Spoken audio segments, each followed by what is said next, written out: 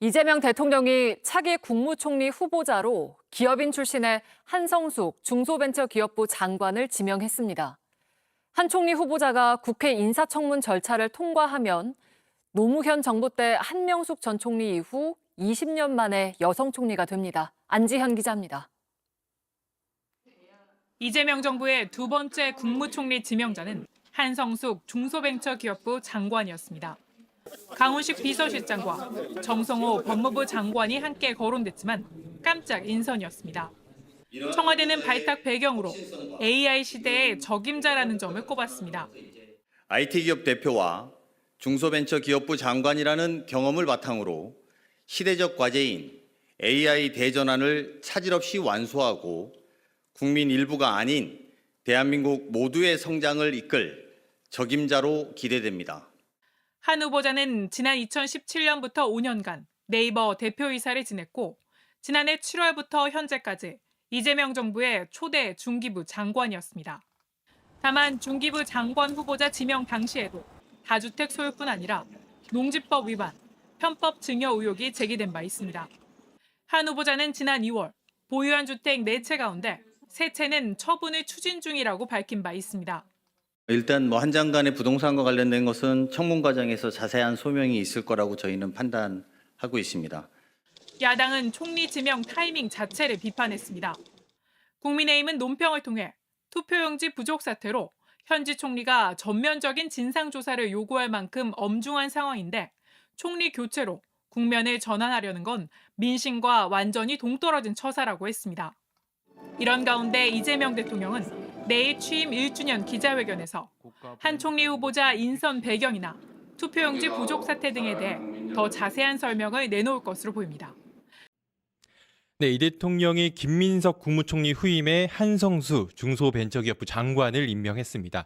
한성수 후보자가 청문회를 통과하면 이 노무현 정부 때 총리를 지낸 한명숙 전 총리에 이어서 20년 만에 여성 총리가 탄생하는 건데요. 이와 관련해 박경민 민주당 대변인 그리고 김성환 시사평론가와 함께 이야기 나눠보겠습니다. 두 분 모두 안녕하세요. 네, 안녕하세요. 안녕하세요. 네, 먼저 이번 청와대 인사 발표 영상으로 보시겠습니다.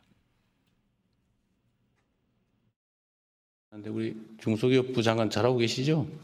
박수 한번 줘보세요, 한번.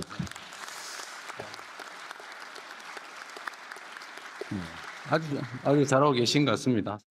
시대적 과제인 AI 대전환을 차질 없이 완수하고 국민 일부가 아닌 대한민국 모두의 성장을 이끌 적임자로 기대됩니다.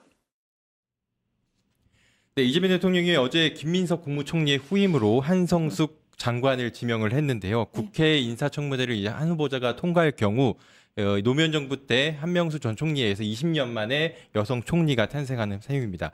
이번 인선에 대해서 두 분 전반적으로 어떻게 평가하시는지 궁금한데 먼저 박경민 대변인.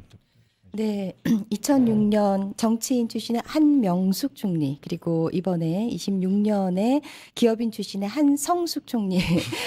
정말 성함도 비슷하고 그다음에 온화한 인상도 비슷하고 한데요.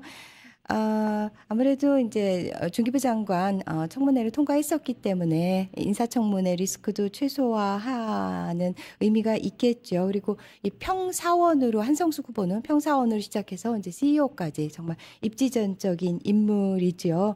그리고 이 IT 기업 대표이기 때문에 시대적 과제인 AI 대전환, 여기에 이제 방점을 찍는다는 그런 메시지를 던지는 것 같고요. 사실 이 개각이나 인적 쇄신이라는 거가 메시지를 던지는 거잖아요. 이제 그런 의미가 있고, 또 중기부 장관은 중소기업 또 소상공인 골목 상권을 보호하고 또 진흥시키는 거잖아요. 그러니까 모두의 성장을 끌고 가겠다라는 그런 메시지도 있는 것 같습니다. 그리고 이거는 저의 뇌피셜인데요. 네. 이번 지방선거에서 2030 여성들, 네. 이재명 정부를 든든하게 뒷받침했던 그 여성들의 좀 이반 현상이 좀 포착이 됐잖아요. 그래서 그에 대한 대응도 있지 않을까 하는 생각이 듭니다. 근데 많은 분들이 이제 지적하시는 것처럼 총리는 문재인 정부에서는 이낙연, 정세균, 김부겸 총리, 또 이재명 정부에서도 김민석 총리 중량감이 꽤 있고 대선 주자급이 총리를 했었는데 그렇죠. 그에 비해서는 좀 중량감이 떨어지지 않는가라는 뭐 다소간의 또 불안감도 없지는 않는 것 같습니다. 네. 평론님 어떻게 좀 보셨어요? 세 명이 하마평에 올랐는데요. 예상한 사람이 별로 없는 것 같아요. 그러니까 저는 사실은 예상을 조금 했었어요. 왜냐하면 과거에 언론에 하마평이 오르면 죽는다 이런 표현이 있었잖아요. 대통령의 결정은 전혀 다른 방식으로 이루어질 수 있을 것 같다 이런 생각을 했거든요. 일단 이재명 대통령이 선거 끝난 다음 날 선거 결과에 담긴 국민의 민심을 받들겠다 이렇게 얘기를 했거든요. 그게 굉장히 시사점이 있는 발언이었다고 생각하고요. 그러니까 세 명의 뭐 정성호 장관이나 아니면 강훈식 비서실장도 카드로 들고 있었다고는 보지만 선거 결과가 아마 최종 낙점을 좀 바꾸지 않았을까 하는 생각을 해요. 그러니까 선거 결과에 드러난 민심은 결국은 통합, 중도, 실용, 민생 이런 것들 챙기라는 거였거든요. 특히 이제 앞서도 말씀하셨던 것처럼 2030 여성들이 다른 선택을 했다는 건 굉장히 뼈아픈 대목이기도 해요. 왜냐하면 이건 미래 권력하고도 관련이 있거든요. 그러니까 민주당이 아직까지는 2대 남들한테 또 3대 남이라고 해야 되나요? 30대 남성한테도 호소력을 갖고 있지 못한 측면이 있거든요. 앞으로 좀 민주진영이 좀 미래지향적으로 가기 위해서는 뭔가 이런 인사가 좀 필요하지 않을까라고 대통령이 좀 생각한 것 같고요. 그리고 이 통합이라고 하는 측면도 사실은 이번 선거를 통해서 드러났지만 한국의 보수가 결집하면 얼마나 무서운지 드러났잖아요. 근데 그 조작기소 특검 문제나 이런 것들이 사실 보수의 긴장감을 확 높인 측면이 있거든요. 근데 그걸 어떤 방식으로든 대통령이 풀어줘야 할 필요도 있었다고 봅니다. 그래서 비정치인 출신 그리고 여성 CEO 출신 이런 여러 가지 측면에서 한성숙 후보자가 좀 맞아 떨어진 측면이 있지 않을까 싶어요. 저도 어제 그 한성숙 후보자 지명을 보고 처음에 딱 생각한 게 2030 여성의 표심을 좀 고려한 거 아니냐 이런 생각이 좀 들더라고요. 왜냐하면 앞서서 사실 정성호 장관 같은 경우에는 검찰개혁 완수를 위해서 좀 사실 고사한 걸로 좀 알려져 있었고 그래서 강훈식 실장이 유력 총리 후보로 나오는 거 아니냐 해서 대부분의 언론들도 강훈식 유력으로 봤었거든요. 그런데 한성숙 후보자가 지명된 건 결과적으로 그 선거 패배, 특히 서울시장 선거에서 2030 여성 표심이 오세훈 후보를 절대적으로 밀어줬다는 거. 이 부분이 조금 청와대에서 심각하게 본 거 아닌가 이렇게 생각합니다. 인사청문회도 아마 고려했을 거예요. 왜냐하면 정성호 그리고 강훈식 만약에 두 분이 후보자로 지명이 됐다고 하면은 굉장히 인사청문회가 정치 쟁점화됐을 거예요.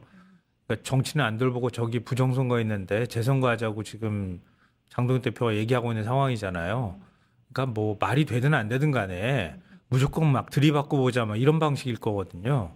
근데 한성숙 후보자는 정치적으로 뭔가 문제 삼기가 좀 어렵다고 하는 거예요. 오히려 정치적인 쟁점으로 만들 경우에는 아마 국민의힘이 더 곤란해질 거예요. 근데 그런 면에서 인사청문회가 어떤 성질로 갈 것인지도 대통령은 아마 고려한 측면이 있을 거로 보이고요. 정성호 장관의 경우에는 뭐 인사청문회 자체가 검찰개혁 국면으로 이렇게 가는 것도 좀 부담스러운 측면이 있었겠지만 지금 전당대회 국면이잖아요. 전당대회 국면에 들어가는데 검찰개혁에 대한 의지를 계속 의심받아 왔잖아요. 이 당원들 간에 그러지 않아도 지금 편가르기나 서로 간에 막 손가락질하면서 싸우고 있는 상황인데 특히 그 가장 중심에 검찰개혁 화두가 들어가 있다고요.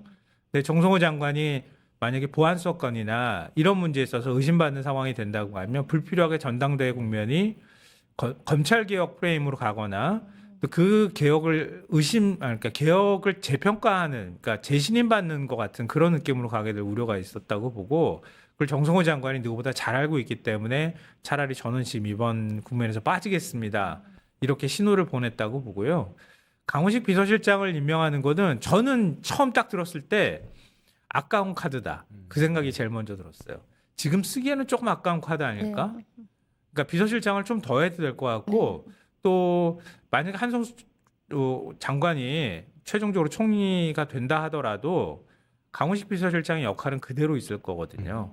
그동안에 김민석 총리가 있을 때에도 역할이 상당히 컸거든요. 그러니까 그렇게 하면서 상호 보완적으로 역할할 여지가 충분히 있기 때문에 지금 쓰기보다는 조금 더 있다가 빼서 총리로 가거나 아니면은 조금 더 정치판으로 몸집을 키운 다음에 보내도 괜찮을 텐데 왜 꼭 지금 써야 될까? 이런 생각을 했어요. 그렇죠. 이제 강훈식 비서실장은 이재명 정부의 후반기 총리로 거의 그렇죠. 좀 낙점이 되어 있는 거 아닌가라는 생각을 하게 되는데요. 그러니까 지금은 이제 관리형 총리로 좀 단명하게 끝나지 않을까 하는 예상이 한성숙 후보자가 이제 총리가 됐을 때 그런 예측이 지배적인 것 같고 강훈식 비서실장은 이제 청와대에 이제 그립감이 강하고 청와대를 이제 총지휘하고 있으면서 지금 외교안보 방산까지 적극적인 역할을 하고 있기 때문에 강훈식 비서실장의 대체제를 찾는 것이 쉽지 않았던 것 같아요. 그래서 비서실장 물망으로 당대표 시절에 이재명 당대표 시절에 비서실장을 맡았던 천준호 의원이나 박성준 의원도 거론이 됐었지만 이제 강훈식 비서실장의 역할을 이제 다 받아 안기에는 조금 어렵지 않은가라는 예측들이 있어서 강훈식 비서실장은 이제 조금 더 비서실장 역할을 하다가 이제 중후반기를 맡을 걸로 생각이 됩니다. 근데 그 한성숙 후보자 이제 정치적인 쟁점은 저기 김성환 평론가께서 말씀해 주신 것처럼 좀 피해갈 수 있을 텐데 청문회에서 근데 이제 그 중기부 장관 청문회를 통과하기는 했지만 이제 다주택자 그러니까 네 채인데 지금 아직도 세 채를 더 팔아야 된다라고 하잖아요. 그러니까 사실 지금 장관 임명되고 1년 가까이 되는데 왜 지금까지도 안 팔았을까? 솔직히 이재명 대통령도 그렇고 좀 싸게 내놓으면 금방 팔리잖아요. 그것에 대해서는 조금 국민적인 시각이 어떨까. 그리고 이제 재산이 지금 국무위원 중에서 최고로 많죠. 200억도 넘고 작년에 또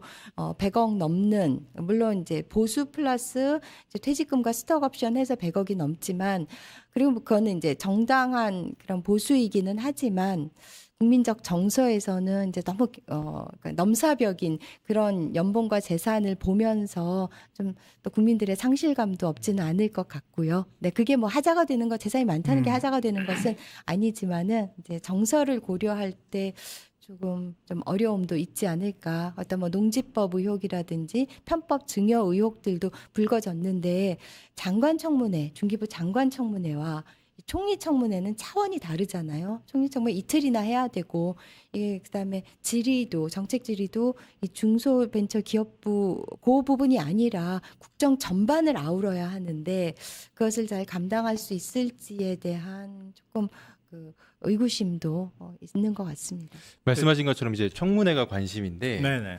과연 이 한성수 후보자가 과거에 이제 중기부 청문회 때도 약간 논란이 있었단 말이죠. 근데 이번 총리 청문회 때는 더 규모가 더 크고 확실히 국민의 관심도 더 높을 텐데 이 부분에 대해서 청문회를 잘 통과할 수 있을지 어떻게 보십니까?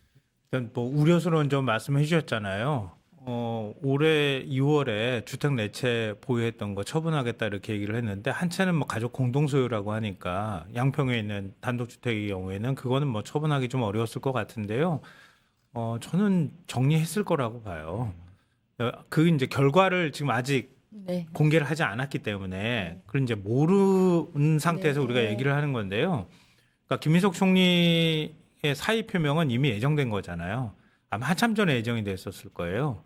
그러니까 아무리 늦어도 6월 말 전에는 만약에 이번에 조금 선거를 더 큰 승리를 거뒀다고 하면은 사퇴 시점이 조금 늦춰질 수도 있다고 보는데 좀 그렇지 않은 상황인 것 때문에 조금 더 빨라진 측면이 있지만 그래도 저는 미리 예정돼 있는 상황이어서 만약에 그 인사 검증 단계에서 다시 한번 재검증을 했다고 하면은 그러면 이 부분을 그 미리 사전에 준비하도록 지시를 하지 않았을까 싶어요. 근데 결과를 좀 봤으면 좋겠고요. 근데 그때 이제 편법 증여 의혹이나 농지법 위반 의혹 이건 제기가 됐기 때문에 이건 바로잡기가 어려운 거잖아요. 의혹은 의혹대로 있는 건데 저는 인사청문회 때 국민들이 더 많이 보는 거는 재산이 많다는 거는 젊은 층한테 어떤 분노의 요인은 아닌 것 같아요. 자기가 네이버 대표까지 했는데 능력이 있어서 네, 능력이 있어서 많이 받는 게 뭐가 문제야? 이런 쪽이 더 가깝지 않을까 네. 싶어요. 여론은 오히려 그 마지막에 어떤 임계점을 넘어서는 거는 정책에 관한 부분이나 이런 것들에서 어버더버하거나 말 못하는 경우인 것 같아요. 그게 제일 사실은 어떤 인사청문회 요건 중에서 국민들이 바라볼 때 낙제점 주는 제일 큰 문제예요. 그러니까 이재명 정부 들어섰을 때도 교육부 장관 후보자도 그렇지만 일정 부분 뭐 그 논란이 있고 뭐 긁어본 사람처럼 막 긁으면은 뭐 여러 가지 의혹이 제기가 될 수 있지만 그래도 어떤 업무 파악 능력이나 그리고 또 답변하는 태도나 이런 면에 있어서 제대로 하면 그런 것들 넘어설 수 있는데 그걸 못하면은 그냥 그때로 그걸 끝나버리거든요. 그러니까 그런 면에서 충분히 솔직하게 소명하고 정책적인 능력이나 이런 것들을 국정을 제대로 파악하고 있는지 이런 것들을 잘 보여준다면 일단 인사청문회를 한 번 넘었기 때문에 산을 무난하게 통과되지 않을까 하는 기대를 해봅니다. 뭐 걱정되는 건 충분히 이해는 하는데요. 대변인께서는 당에 계시니까 당 내부에서는 좀 이번에 총리 후보 지명 좀 어떻게 바라보고 있는 것 같으세요? 그래서 이제 어제 오후에 나온 거기 때문에 네. 그 청문회에 참여하에서 질의를 할 의원들의 분위기를 아직 뭐 정확하게 제가 파악을 하지는 아직 못했는데 글쎄요, 그러니까는 저는 이제 굉장히 또 무난한 카드이기도 하고 관리형 총리로서 절묘한 선택이었다. 그러니까 중도 실용이다, AI 대전환이다 이런 데 이제 방점을 찍을 수 있으니까. 그런데 이제 국무총리라는 게 장관들을 휘어잡고 일을 해야 되는 거고 또 사실 수많은 공무원들을 이렇게 움직여야 하는데 그런 그립감에 있어서 좀 조금 우려되는 측면이 있기는 하는데 저는 이제 왜 이분을 지명하셨을까 이제 생각해 보면 왜 장관들의 단체 텔방이 있잖아요. 네. 대통령이 들어가 있는.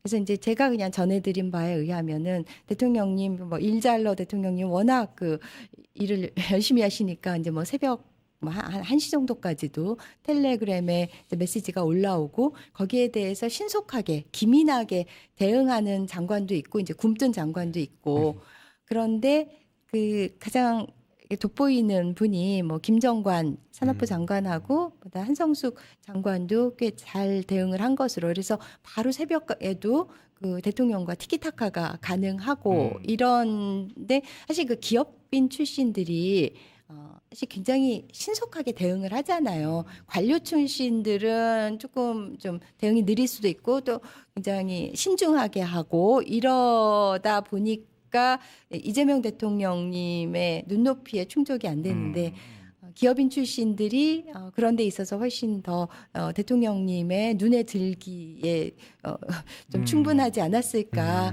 그래서 그런 것을 통해서 한성숙 후보자를 높게 평가했고 그래서 공개적으로 이렇게 칭찬하기도 했고 또 최근에는 그 모두의 창업인가요? 거기에 6만 명 넘게 지원한 것에 대해서 그것을 이제 X에 공유하시면서 또 한 번 그 칭찬해 주시기도 했잖아요. 그래서 일 중심으로 생각할 때 이분은 합격점이다.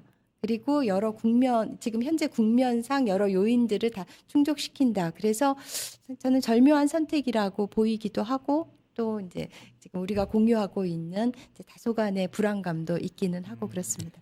아무래도 오늘 이재명 대통령의 그 1주년 취임 1주년 기자회견이 있기 때문에 이 자리에서도 아마 한성숙 맞아요. 후보자에 대한 평가, 이재명 대통령의 개인적인 평가 이런 부분들이 좀 나올 것 같아요.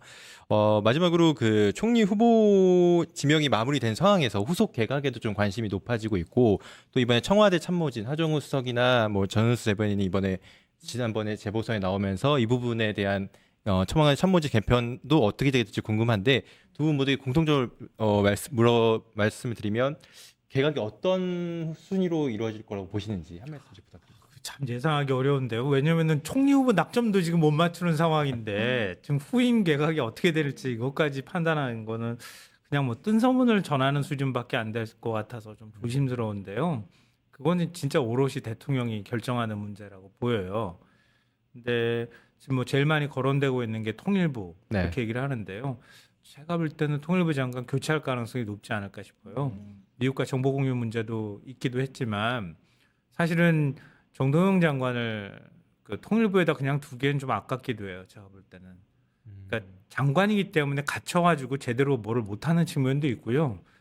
또 물론 이제 시진핑이 뭐 북한을 방문하긴 하지만 그렇다 하더라도 바로 남북 대화에 김정은 위원장이 나올 것 같아 보이지도 않거든요. 사실 지금 통일부가 움직일 수 있는 역할이 굉장히 제한적이에요. 이런 상황에서 정 장관은 굉장히 아마 남북 화해 교류 그다음에 대화를 좀 출구를 뚫기 위해서 굉장히 뭐 정치적 소신이 그쪽이니까 그런 생각은 가지고 있겠지만 굉장히 좀 답답한 상황일 것 같아요. 근데 그런 면에서 한 번쯤 분위기 전환이 필요하지 않을까 그런 생각이 네. 들고요. 존재감이 좀 적은 교육부 장관은 교체 대상 1순위로 올라갈 가능성이 높아요. 네, 교육 문제는 뭔가 좀 해야 되는 상황이었거든요. 근데 전혀 일을 하지 않았어요. 맞습니다. 좀 박한 평가를 할 수밖에 없고요. 네. 국토부 장관도 이번 지방선거 민심으로 좀 드러난 부분이 있잖아요. 그런 면에도 좀 분위기 전환을 위해서라도 개각에 포함될 가능성이 있지 않을까. 뭐 우선순위로 보면은 좀 그렇지 않을까 싶어요. 통일부와 저도- 교육부 네, 그리고 저도 뭐 국토부 동의합니다. 예상하셨는데. 사실 정동영 장관은 이제 두 번째 통일부 장관을 하시는 베테랑 장관이신데 네. 바로도 논란의 중심에 있으시기도 했고 또 교육부는 정말 장관 청문회 이후에는 뉴스에 등장하신 적이 없는 것 같아요. 그래서 국정 과제였던 뭐 서울대 10개 만들기, 그다음에 AI 시대에 필요한 미래 인재 양성 이거하고 관련해서 전혀 그 진도가 나가고 있는 것 같지가 않아서 좀 갑갑한 측면이 있는 것 같습니다. 그리고 네, 국토부 장관도 또 메시지를 던지기 위해서는 교체하는 게 필요할 것 같고 또 하나는 이제 김용범 정책실장이나 구윤철 재경부 장관이 이제 또 어떻게 되느냐에 따라서 이제 또 다른 자리로 가실 수도 있고 그런 거에 따라서 김정관 산업부 장관이 또 경제부총리가 된다든지 뭐 이런 경제부처 내 이동도 조금 그 논의가 되는 것 같습니다. 예측이 있는 것 같습니다. 새벽 1시가 넘은 시간까지 대통령과 장관들이 단체 텔레그램 방에서 실시간으로 업무 메시지를 주고받고 거기서 가장 발빠르게 티키타카를 맞춘 게 인선의 결정적 계기였다는 비화는 참 신선하면서도 많은 생각을 하게 만듭니다. 하지만 국무총리라는 자리는 단순히 장관 한 명으로서 일을 잘하거나 대통령과 코드가 잘 맞는 것을 넘어 국정 전반을 아우르고 수많은 공무원을 움직여야 하는 무거운 자리죠. 과연 기업인 출신의 김이남이 거대한 국정을 이끄는 강력한 그립감으로 이어질 수 있을지는 우리가 앞으로 던져야 할 본질적인 질문입니다. 능력에 따른 정당한 재산은 인정하되 나라를 이끌 자격은 철저하게 검증하겠다는 이 기준이 다가올 청문회에서 어떻게 증명될지 보신 분들이 판단하실 문제라고 생각합니다. 댓글로 여러분의 의견 남겨주시고 구독과 좋아요로 함께해주세요.